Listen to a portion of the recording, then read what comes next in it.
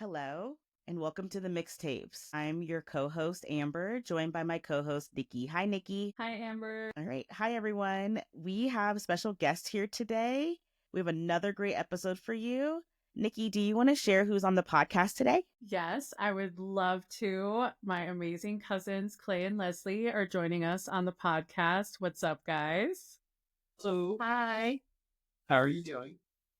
Good. We're so happy to have you on, and it's so fun, especially that we're family. So, welcome. Yes. Awesome. All right. Okay. So, one way that we've been kicking off our episodes is by sharing some good news from each of our hosts and our guests. Nikki, would you like to get us started? Tell us something good. Yes. So, my something good is that it was like 60 degrees today. It was absolutely beautiful. My dog and I usually walk 2 miles a day, but we upped it up to 3 today and just took an extra long, peaceful walk. And that's my something good. Leslie and Clay, what is your something good? My something good is that this college semester is almost over in May and I'm looking forward to it. And I'll be finished with my degree this fall. So I'm just going to keep that something good as my daily thing until I graduate. My something good. We just bought tickets to our local baseball game coming up here in April. So hopefully we go see a lot more of our local team. Yeah. So fun. I love that for you. Both of you. Amber, what's your something good? Something good.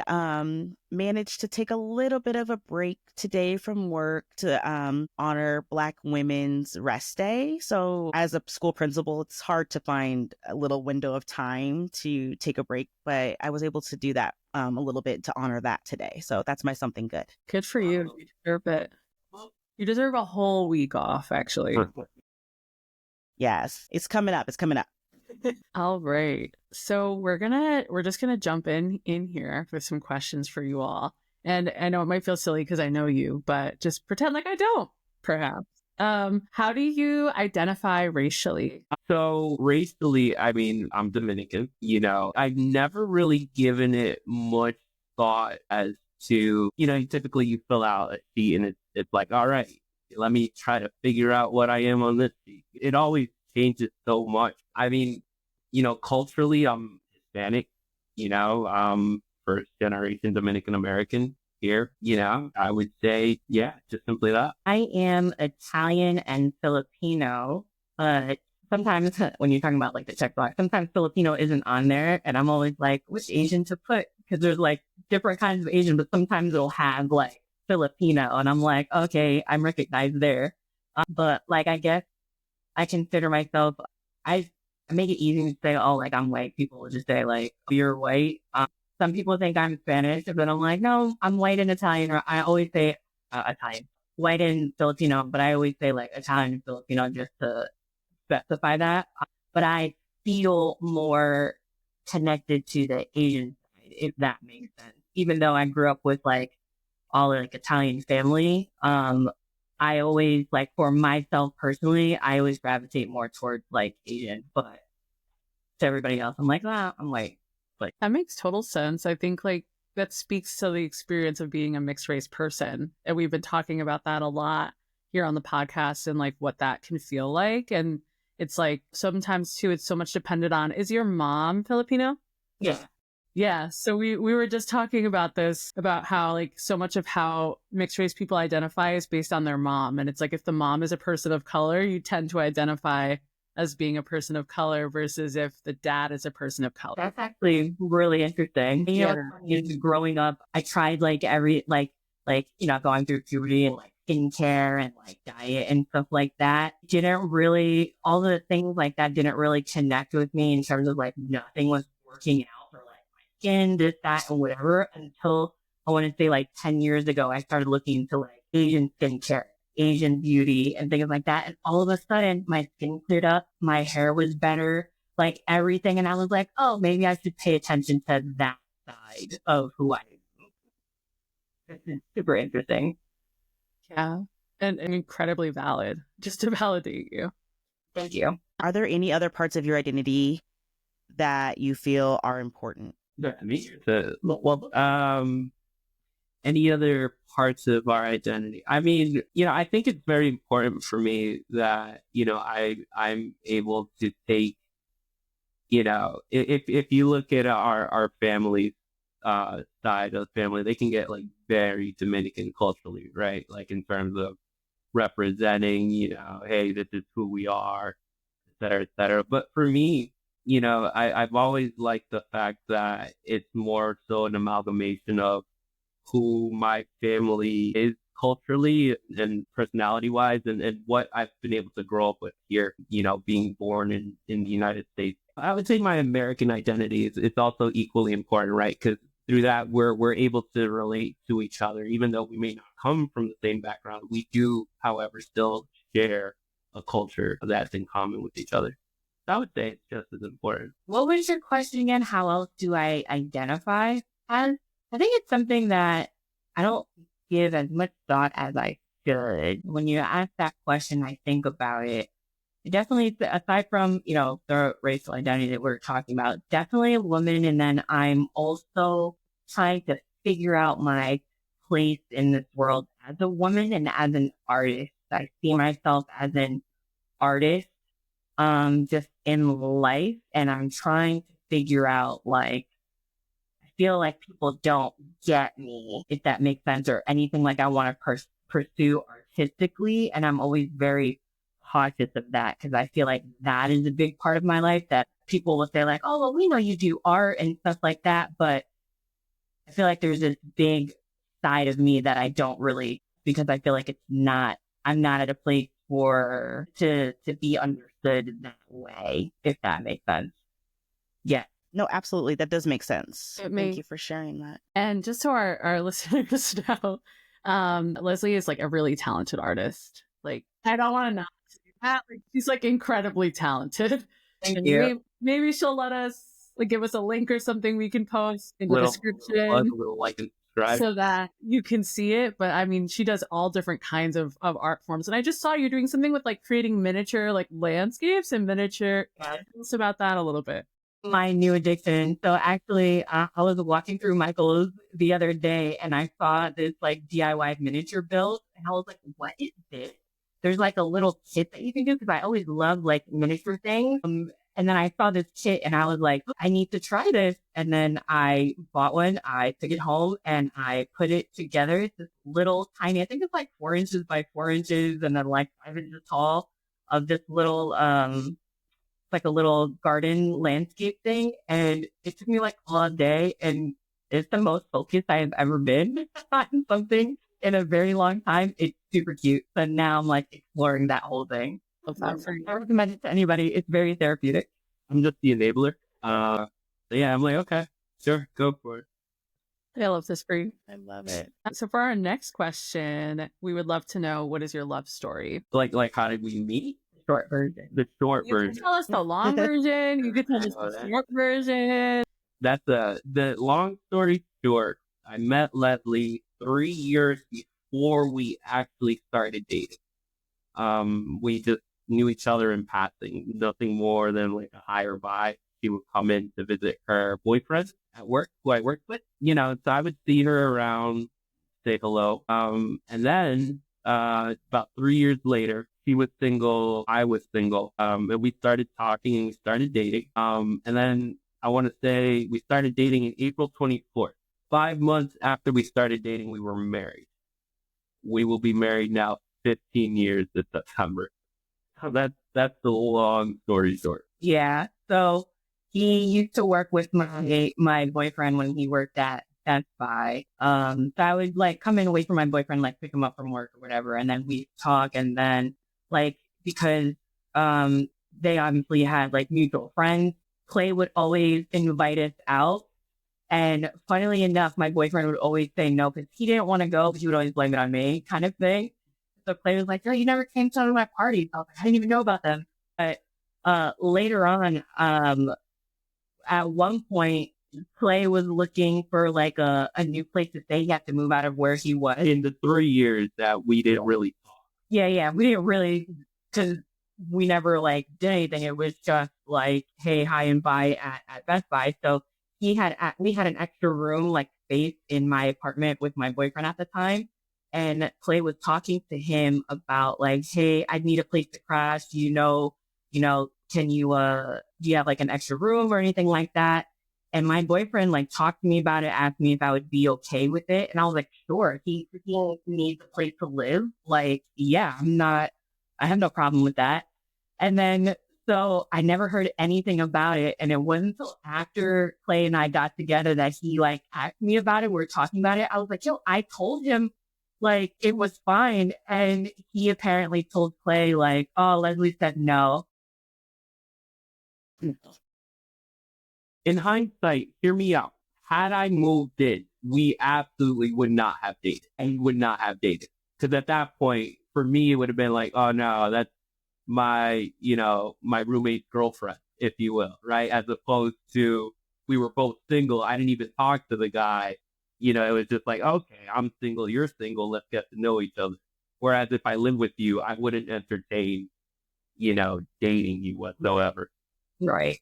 So then I had posted like after my boyfriend and I broke up, I had posted like some Bible verse about like Ecclesiastes. And then what started us off talking is Clay was like, he commented, he was like, what do you know about the Bible? And then so we started talking, like he messaged me and then we started talking every day and that was it from there. I have to like, not to produce this, but I have to produce this because I know more about this story that you're not sharing that I think our listeners would love.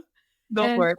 Some lore, some background for our listeners is like, there were just like issues in our family. So Leslie and Clay came into like my life a little bit later. Like I was like probably in middle school and I like was so obsessed with the fact that you guys like barely dated. And then tell us about how you became married. Like how, I want that story. And Amber needs to hear that story too. Okay. So we would talk a lot. We would text all day, every day. And then we would hang out and play catch like at the beach and whatever else. And then so after like 4 months of talking, No, 4 months. So dating. April, May, June, 3 months. April. That was during the blackout. Yeah, I know. 5 months. It was in the summer of that? Mm-hmm. Oh, and then we planned it. Yeah, I'm sorry. So after like us talking or whatever else, I was hanging out at his house and we were just talking and like hanging out. And then a big blackout happened in Norwalk, Connecticut. A big blackout happens and I'm like, oh, okay. So like, we're just chilling. And then so we're talking and like, it's quiet. There's like a quiet moment. And I look over at him and I'm like, want to get married? And he's like, yeah. No, it was more like, okay. Yeah. I was like, really? And he was like, yeah. I was like, all right, we'll get married in September. I like September. That's my birthday. He was like, okay. I'm like, the 24th. We started dating. I made the mistake of agreeing to all this because her birthday is September 23rd and our anniversary is September 24th.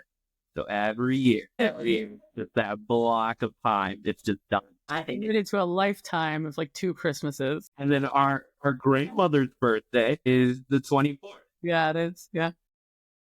Yeah. So then I get flack from her, right? Because now I got to go to Albany to visit. And I'm like, but I got an anniversary here that I got to deal with.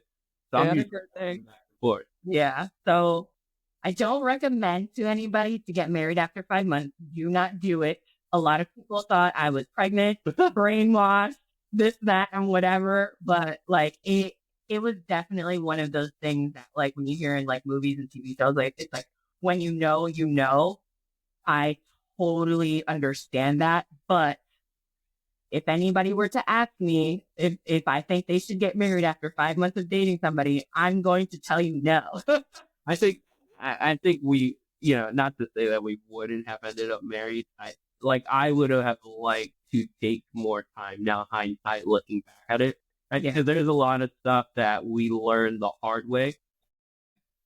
Once we got married, Leslie actually got kicked out of her house. We were looking for a place to stay, and I had a roommate in Norwalk, Connecticut. And it's just more so of we should have taken more time to do these things. It's not that we were in a rush or anything. but we did have things we wanted to do. But because we got married so quickly, Leslie's family unfortunately did end up, asking her to leave. And it's how we actually ended up in Jersey, because I had to quit my job. I had to get a truck. I had to move all of Leslie's stuff out. We had to transfer to Jersey. Luckily, we got jobs like literally that same week that we left. But all those things happened because, not that we rushed into it, but it was just not our fault, but it happened because we got married. Whereas had we taken a little bit more time to plan stuff out prior, probably would have been an easier transition. But I would change it. Yeah. Knowing what I know, I just wish, we would have taken more time. But also, just to clarify, I was living with my uncle and his wife at the time. So it wasn't like my family was like, it was them. I didn't even, and another bad thing, don't do this, people. I didn't really introduce my family to Clay until like after we were married. So there's not really a lot of traditional things about my life. Everybody else in my family was cool. It was just my uncle. So do you think that either of your families had a hard time accepting your marriage? Was it just because of the short amount of time, or did you face any challenges due to like, your racial identities or anything like that? So funny story on my side. No, my parents actually could not be mad because they did the exact same thing. So no. My dad is the second oldest out of the family. And so he had moved out at a super early age. All right, luckily too as well with my side of the family, interracial relationships, that's just our norm. Mhm. That's how we operate. And I'm so happy that at the very least our side of the family, it's not like you typically would think to find, right? Where, a lot of times Spanish families are like, you're not even dating among other Spanish people, right? If you're dating a Dominican, you're just dating a Dominican. Unfortunately, can be the norm. Our family was never like that. It never mattered, who you love. It never mattered what color their skin was. It was what it was. All of our family members, all of the cousins, if we're not in a interracial relationship, we have been at some point. So for my perspective, my family, it was great. Everybody loved Leslie the minute they met her. Yeah, I was really lucky in that regard. My family, nobody ever really said anything one way or another.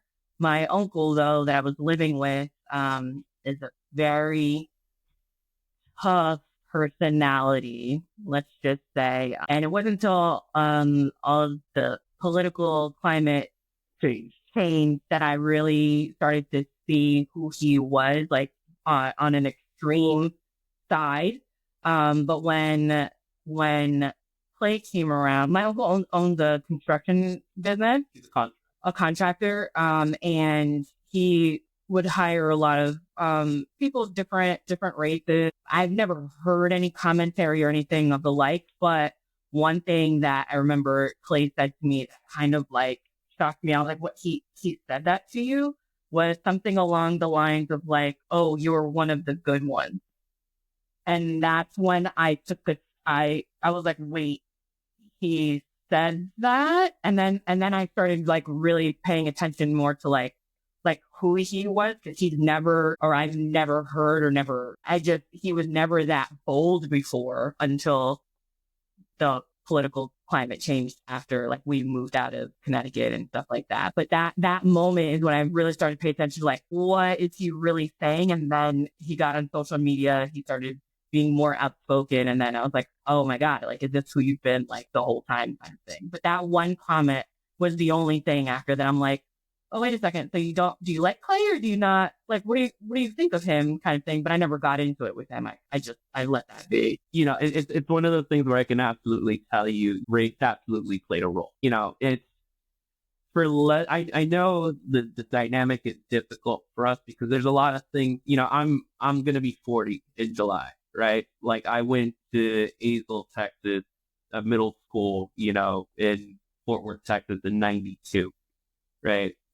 I'm familiar with the South in early 90s, mid 90s, so one of the biggest things, encountering, different people is it kind of broadens your perspective, if you will, right? Typically, when you stick to a bubble, that bubble is in and of itself just that bubble. So with Leslie's family, I remember when we got married, and even when we had the wedding party, I had invited all my friends just to let you know how it played out. Like, her family just literally segregated themselves. No one made any effort whatsoever to talk to me. And it's one of those things where, like, you already know what it is, right? And it's like, okay, it's cool. This is normal. Let me be fair. Sorry, not to cut you off. No. The family didn't know him. It was 5 months, and the friends didn't know me either. Everybody kind of separated themselves just because you're basically a stranger. Okay. Just to be fair, not saying that anything that you're saying isn't valid, but I just to round that out a bit for why we were super separated. It was Clay's friends and whatever else in my family. It was our friends, not just Clay's friends. Well, it's difficult. And then your family. Yeah. But I think it was, a mixture of everything. Sounds like it's like both things were true, probably. Like, yeah, it was super quick and they didn't know who he was. And they may have had some preconceived notions, at least your uncle definitely did, of what brown people are like. And so, those two things. Yeah. But it's interesting because you touched upon something I know we've talked about when we were talking about you guys coming on the podcast.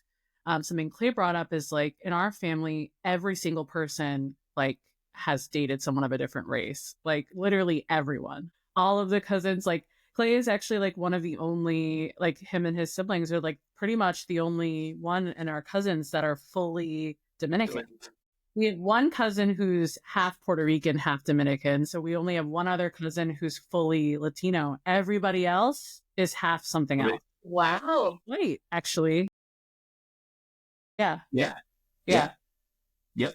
It's just me, my brother, and Tasha. Yeah. And hear me out. It's not to say that my father wasn't into interracial relationships either. It's just he happened to marry my mom, who happened to be Dominican. But yeah, my father never, he was a kid in the 70s in New York. He never had like anything negative to say about like any other races. Typically, again, like I said, in big families, you'll see that you're only going to date, Dominican girl. That was never. Yeah, no, not at all. So it's interesting, like that clash. And Leslie, you touched on something that I think a lot of people can resonate with, which is like not even knowing that your family members feel that way. Yeah. And it's like the political climate gave them permission to be openly like racist or openly biased because that's the norm now. Right. Like then that's the history of America. It's always existed. Let me not like misspeak that. But there was like a period of time where it was a little more taboo to say and do racist things. Right. You're right. You're absolutely right. One of the situations that racism actually played out for me in a big way, relationship wise, was actually when I was dating a girl in Florida. She was Cuban. I've encountered my fair share of racism, but this one was more so surprising because we were members of the same church. Like they knew me for who I was. I was an innocent kid at the time. Nothing. I wasn't out partying or anything. But it was literally because the color of my skin. It didn't matter that she was Cuban, I was Dominican. We're the same people essentially. The islands are separated by a couple miles. But yeah, no, that was the worst scenario I ever experienced. And it wasn't like oh, hey, this is terrible. Like they're gonna treat you badly. It was more so the lack of acknowledgement. Like, hey, we know you're dating our daughter. Like they knew everybody, but it was just we could never be official, if that makes any sense. So that one I think hurt more, especially because it was in the church. I can understand that. So I could imagine how confused you felt, being excluded or treated that way by her family simply because of skin color. So do you think that has a lot to do with like colorism? I'm really not familiar with too much of if there's any colorism or issues between being Dominican versus Cuban. And there are, a tremendous amount. And I'll let Nicole speak to that more because I know she is well versed in that. aspect of our culture as well. But yeah, to answer your question, yeah, and it's not even, it doesn't even have to be Cuban to Dominican. It can be Dominican to Dominican, and that's an unfortunate reality too as well. Yeah, colorism is like rampant, like Latino culture, period. I think Dominicans are, and Cubans actually also, now that I think about it, are especially prone to it. I mean, Dominicans, like, we come in all shades, and like the history of the island is like crazy. It's full of colonization and slavery and forced migration and like death of indigenous people and the Spaniard. Like, there's so much there. So like essentially our DNA is like if you take a DNA test like I did, and it was like 5% indigenous Dominican Republic, and then like underneath there it said like Taino and whatever. But outside of that, like it's not going to come up as like a racial group when you do a DNA test. Like, you're going to get a mixture of Spanish, Portuguese, and African. And so like how your pie is made up depends on who your parents are, right? But like a lot of Dominicans, most Dominicans are Black, and their tone is way darker than me, darker than Clay even, like dark brown to Black, or presenting as African American. And then there's white Dominicans, and then there's people of all shades. And I think like Cubans are very white. Like, but then again, they also have like, they almost don't have as many people in the middle as Dominicans do. It's like you're either white Cuban or you're Black Cuban, but there's obviously people who don't fit in those categories too. So yeah, I mean, I feel like when you were sharing the story about your ex-girlfriend who was Cuban, like my first thought was colorism for sure. Like, and if you had presented like me, they probably wouldn't have cared at all. Yeah, it was definitely a strange scenario in that you grow up experiencing, or having those experiences, those negative experiences with other races, and you typically, what to do, right? Because as a minority, you're kind of taught, okay, this is how you deal with this situation, right? Like, hey, someone calls your name, you do X, Y, and Z. But you're not really taught like, hey, this is what happens when it comes from your own people, and so that aspect for me was it was kind of like an eye opener, and it kind of just forced me more in that opposite direction of, I'm going to love whoever I want to love, regardless of what they look like. So that's what I drew from that on a personal level, but it hurt. It definitely hurt. I would agree. And I think that's something that is also seen in, amongst Black people, especially here in the United States, colorism. And I actually remember something similar to you, Clay, where I dated a guy in Louisiana, and his whole family was just like in shock because he brought a dark-skinned Black girl home versus like a very, light-skinned Black girl. Like his whole family was like, oh, he only dates, light-skinned girls. Like they could like not believe their eyes that I did not look like what he would typically date. And that was actually a preference of his family. And he was a dark-skinned male, but they were definitely like, oh, who is this Black girl? And I'm like, you're all Black too. Like, but it was like they wanted him to kind of stick to, lighter skinned girls. Yeah. Yeah. It, and I'm sorry you have to go through that. It's not a fun experience, because there's literally nothing you can do. Not at all. I'm curious, like, within your marriage to each other, it's been 15 years. Like, have you ever had like obviously you've had cultural differences, but like, have you had challenges within your marriage because you're from different cultures? No. I would say we haven't had challenges in our marriage because of the culture. But not because of, not challenges in our marriage, but for me, there were a couple times, and especially like new-ish in being married. Number one, I when I say grow up, I was in Bridgeport, Connecticut. I grew up in like a very diverse city, lower income city, and the schools that I went to were very diverse, where there were more Black and Hispanic people than like white people kind of thing, and especially like my high school. So I was very comfortable in like Spanish culture in general, very used to it. I never saw myself as different.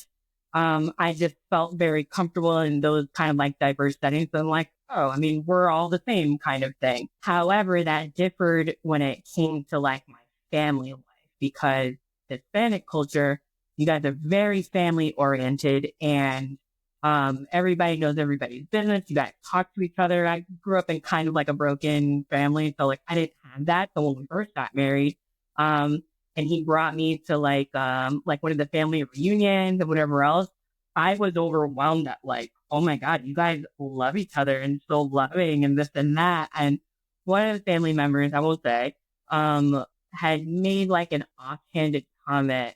It was definitely like we were eating, and it was definitely like one a woman thing of like talking about weight and whatever else, like, oh, blah blah blah. And then one of the women made a comment. I was like, oh, I love all this food. It's so delicious and to eat, blah blah blah. And then somebody else made a comment of like, oh, I can't eat too much because I don't want to gain weight. And I was like, don't worry about that. It's holidays. And then she turns and says like, oh, I bet Clay would love a little more weight on you in terms of like a bigger butt and whatever else. Like, oh, I bet Clay would love that. And I was like, oh, haha, yeah. And I'm like, well, okay, thanks. And it reminded me like growing up with like the diverse group of women that I grew up with, well, girls. I was always made fun of for not being thick enough. So then when I went into a Spanish Dominican family and I wasn't like that proportionately, those little comments I pay attention to, because I'm like, am I really that different? Or like, does Clay really prefer that on a cultural level? Yeah. And it's not something like we've ever gotten into a fight about. I mentioned it to him, and I wasn't really bothered in the sense of like, it didn't like destroy my self-esteem, but it was definitely something that stuck out. That was like, I'm not like this Spanish culture and like that aspect. So some of the women in our family can be brutally honest, and it not in a bad way. No, it's just more so of, it's not a thought that was thought of like, hey, this is gonna land this way. At least I hope not. I don't believe so. Yeah, it was just so. I think it was more of like a relating and kind of like a haha kind of thing, but not like a serious like, oh, you're not like a kind of thing. Cool. Yeah. Like you could give us some background on our family and their commentary. Yeah, well, I was just going to say, like, I think it's not necessarily a cultural thing, but I will say our family's curse, especially with our women, is body image issues. So it's so funny to me that they would tell you that you need to gain weight when they are obsessed with being smaller. Like, that's how I grew up. So, and it's not a cultural thing. It's just, I think it's just our family. We struggle with body issues for sure. So they probably were projecting onto you. That's no shade. That's just the truth. I will say, I was just thinking, I don't know if you remember this talk that I had with you I don't know if it was a couple years ago, maybe I think it was like a couple of years ago. Where we live in New Jersey, Flemington is a very affluent area. And there is a lot of racial tension happening with like more diverse people moving into this area, and there's a lot of kind of hidden racism, I'll say, in the sense of like the people that live here will swear up and down, no, there's nobody's racist here. Everybody's so loving, but then you'll see like comments like online or like stuff in people's lawns and whatever else. And there was a time when we moved here, Clay was moving, he was driving down like the road turning into our street. He called me one day and he's like, yo, I just got called the N-word on my way, like I'm turning into our street. And I'm like, what are you talking about? And he's explaining the whole situation to me. And I talked to a friend of mine that I work with that lives in the same area. And I mentioned it to her and she was like, are you sure in Flemington? And she's like fully white, everything. She's like, no, that doesn't happen there. Like he must have misunderstood or he misheard it. And I was like, okay, like, I'm like, all right, I'm done talking to you kind of thing. Like you're not going to accept it. And I remember having a conversation with Clay one day, like when I'm out in this area by myself, like I feel like I belong in the sense of like, I don't feel like people look at me differently, but I also feel comfortable in any kind of neighborhood just because of how I grew up. But I asked Clay one time, we were talking about it and I was like, hey, like, actually, let me ask you a question. I was like, do you feel like you have to put on like this, like I'm a behaved Dominican kind of act, like when you go out in our like neighborhood and like in the stores around you, and you're like, yeah, I do. I'm more conscious of it. And I was like, that was kind of like a light bulb for me because I don't think twice about it. And then I asked him, I was like, well, I was like, do you feel more comfortable when I'm with you and we're like out in these stores and like we go out, like, do you feel like people look at you differently, like in a better light? And he was like, yeah, I do.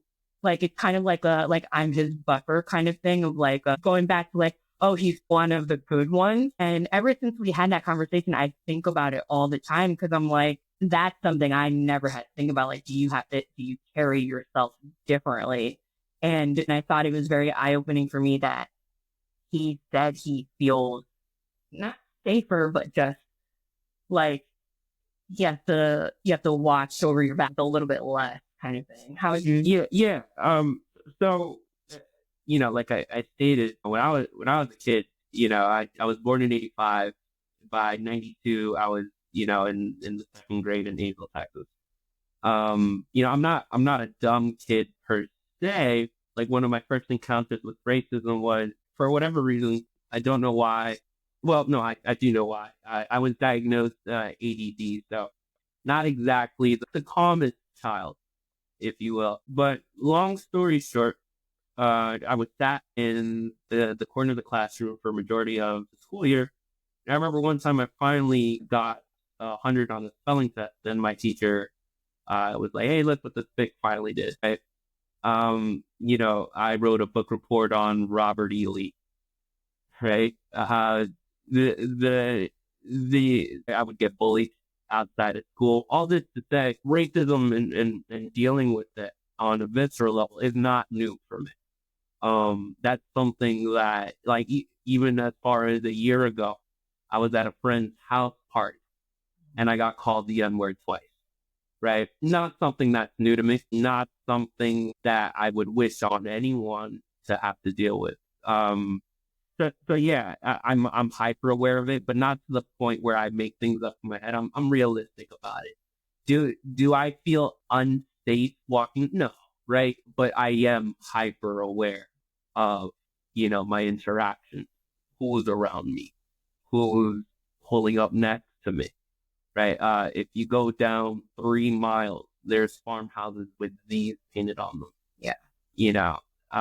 It's one of those neighborhoods where it's like, I'm going to live here because I like the peace and I like nature and I like forest, and no one's going to tell me where I can or cannot live. But it would be a fallacy to say that I don't have to constantly keep my head on a pivot, because unfortunately, as you stated, Cola, there was something that happened in 2015 that allowed people to become emboldened with, their ignorance, right? And we're to a point now where it doesn't matter if you correct someone with actual factual information. I could throw statistics or whatever at you, but their biases have already been confirmed.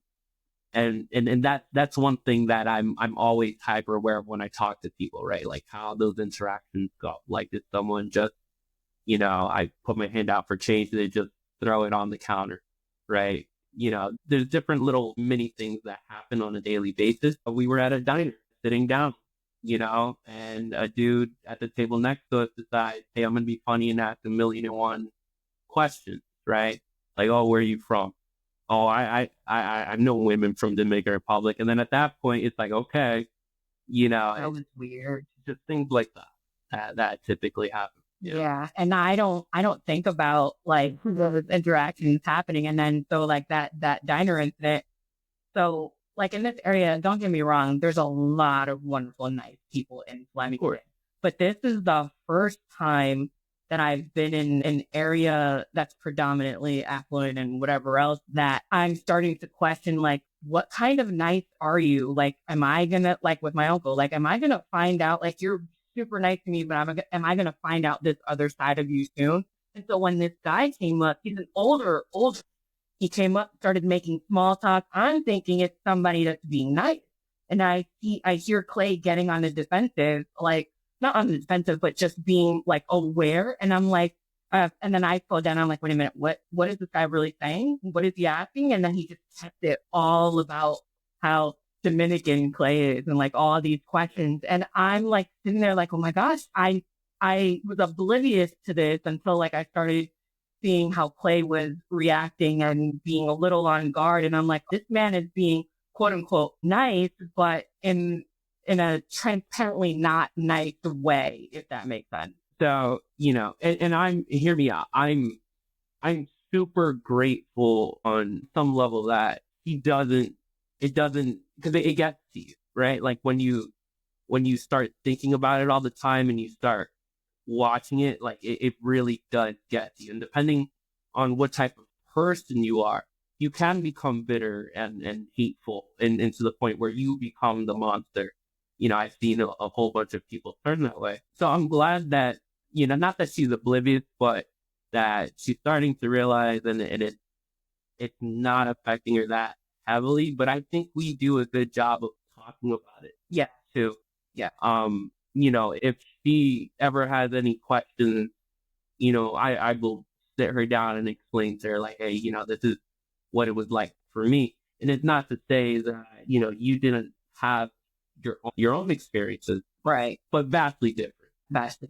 So that I would say that the key thing about us being able to get through these, being called the N-word, having awkward interactions is being able to talk about it afterwards and being able to say like, hey, this bothered me because of X, Y, Z, or in reverse, Leslie asked the question, hey, did that bother you? Right. That's important. I would agree. I'm glad to hear that you both are able to have conversations and that, Leslie, you're just continuing to like, own that, like, hey, I'm seeing some things, different experiences that I didn't necessarily have. I think that makes a really huge difference, especially in a relationship where, there's two different backgrounds involved. It can go a long way for that other person if maybe they're not necessarily presenting in a way where they would, like, for example, you are not necessarily going to experience those same situations, but you're able to say like, hey, from the outside looking in, I can tell that this was something that clearly could have bothered you or offended you. So I think that goes a long way. Speaking of that, what advice would you give to people who want to be in an interracial relationship? Say the biggest thing is don't just keep it at a romantic level, right? Make it happen on a platonic level too, right? Like make your friend group the UN, if you will. It's all about getting over any, not necessarily fears, but any preconceived notions you may have had, and just be open to other personalities. And I would say my biggest advice is take the time to learn about your partner's history, culture, background, whatever it is that differs from yours, just for your own personal growth, but also so that you know what you're walking into. Like what we talked about was like, maybe their family might not be cool with you. Maybe their friends might be, giving you the issues. Maybe it's a job or something like that. That's not to say that, those things should scare you away, but I think it's definitely something that for any relationship, it's another thing to build upon the communication within your relationship to further strengthen the bond that you have. Because if you can't talk about those things, if you're going to just act like, those things don't exist or it's separate from me, like, oh, you know what? Like if I were to say like, oh, that's Clay's issues, I think that does the relationship a disservice. So like whatever affects your partner affects you and vice versa. So you guys need to be like on the same page with whatever the differences are beyond race, like whatever the differences are, you need to communicate and be on the same page about it and learn about each other. Don't act like it doesn't exist. Even if the same page is okay, will it agree to disagree? The key thing is to be able to maintain those channels of communication open. It's not just well, I don't care what you have to say, or that doesn't affect me that way. So it's just like, whoop, dismissed, right? Like, okay, look, maybe I don't agree. Let me figure this out. Just things like that. I love that advice. And I think it like speaks to just like the power in your marriage and just like the way that like you two have spent 15 years together, almost 16, and it's been like harmonious. Not saying that you haven't had any problems. I'm sure you do. Hi. But no, for the most part. I would say that's the one reason why it worked. No, it hasn't been easy, and of course, just like anything else, there's its ups and downs, and it takes a significant amount of work to maintain. But what I will say is that anytime I felt like I couldn't continue, I know Leslie had my back, and that was the key. It doesn't matter who we are, and in terms of like who we are, because it's the mixtapes, right? What our background is, or our race is, or what our skin color is, that's never come into play. Leslie has taken care of me in ways that, like, we were just friends, and no friend would ever look out for me like that. That's the regardless of who the person is, race, religion, skin color. If you find someone that helps you become a better version of you, then that's all that matters. Even beyond like an intimate relationship, like a boyfriend, girlfriend, or wife, whatever, a marriage, even if you find like a friend that's like a different background and whatever else that can stand up for you and fight for you in that same way, that is something to be cherished. Like that kind of companionship and that friendship, it all goes back to communication, finding the common thread of good and understanding in each other and building off of that. Like, yes, love, will bring you together, and love is amazing. Don't get me wrong, but putting in the work is what takes you the distance. It's putting in the work of communicating, forgiving, listening, understanding, like all of that. Beautiful. That's such beautiful advice. I'm just over here cheesing. Then we shut off the camera, we start arguing because we forget to turn off the microphone. What did I tell you about? Yeah, we totally get it. We're realistic. We know everything's not like roses. Go ahead and close us out, Nikki. Yeah. It's been such an honor to have you guys on the podcast, and I love you so much, and I just appreciate your time and getting to hang out with you, and just wanted to say thank you for being on here. And we like to end our podcast by asking our guests like if they have an intention for the week ahead. So something that you want to do or you want to happen. It can be separately, it can be together.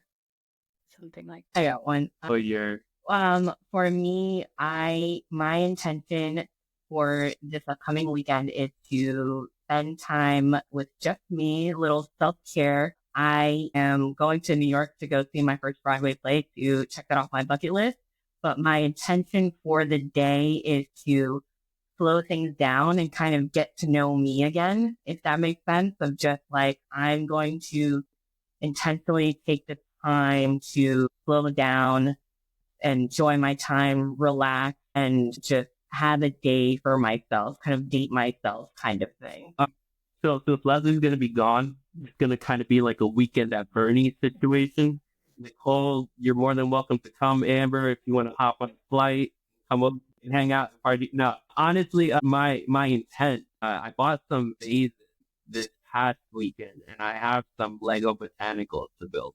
So I've been, I don't know if you can see them, like in that corner right there. See those? Oh, yeah, the box. They're collecting dust. So I'm going to build some Lego botanicals this weekend. Hopefully I get those up. Self-care. Self-care. Care. So really quick, thank you for inviting us to be on here. I listened to the first couple episodes. I totally love it. You guys are doing important work. Thank you. Thank you. I appreciate that. You're welcome. I actually, Clay, also am into Lego botanicals. They're all over my office, so they're really fun. It's worth it. That'll be fun. And Broadway plays too. I've never been, but Leslie, please have a great time. Thank you. Thank you. Yeah. This is the only one we have built right now. I built it. bamboo. That's cool. I That's have awesome. Yep. there's a chrysanthemum. There's I have all of them. I have the cherry blossoms. We're gonna build. You're going to have a lit weekend building those. That's so fun. Wait, I want to know, real quick. Leslie, what play are you going to see? Moulin Rouge, actually. Nice. My team was like cheap tickets, and I'm like, I'm just gonna go. I don't care where I sit. Like, I want to experience this. And I told Clay, I'm like, we're gonna make this like a thing. Yes. Voulez-vous coucher avec moi? I think that's awesome. My intention is I'm actually going to go see my dad's mom, my other grandma, this weekend. She's in Florida. She turned into a snowbird. Is that what they call? I think that's what they call them. I keep saying nobody's corrected me. But she's become a snowbird, so I'm going to go see her. Her birthday is this week, so I'm going to spend the weekend with her in Florida. You're going down to Florida, or she is up here? Yeah. I'm going to go down to Florida and hang out with her, and just have some girl time. So that's my to enjoy my time with my grandmother. Amber, what's your intention? Well, I think I am, speaking of birthdays, my birthday's on Friday. I'll be 42. So I just want to celebrate. My husband's birthday is also this weekend. Mine's on Friday, his is on Saturday. So we usually celebrate our birthdays together. And so I think finding something really special for us to both do and enjoy as we bring in another year together. I don't know. It feels like an anniversary, even though obviously it's not our anniversary. It's just our birthdays, but it always feels like an anniversary celebration. Yeah, I get that. It always feels like big when we celebrate each other's birthdays too. Yeah. Happy early birthday. Happy Thank you. birthday. Yes, HBD. Thank you. Love it. Well, thank you so much. So we are the Mixtapes. You can find us on Spotify. You can find us we technically have a YouTube. We're not using it a lot, but it does exist. We have an Instagram. You can, if you know anybody, listeners, if you or anyone you know is a mixed race or biracial person or is in an interracial relationship or marriage, please click on the link to a Google form that will be in our bio that you can use to sign up to be a guest. We welcome anybody to come talk on our show, and we want to continue to share stories of mixed race, biracial people, and interracial relationships and marriages. So thank you for listening, and have a blessed rest of your day.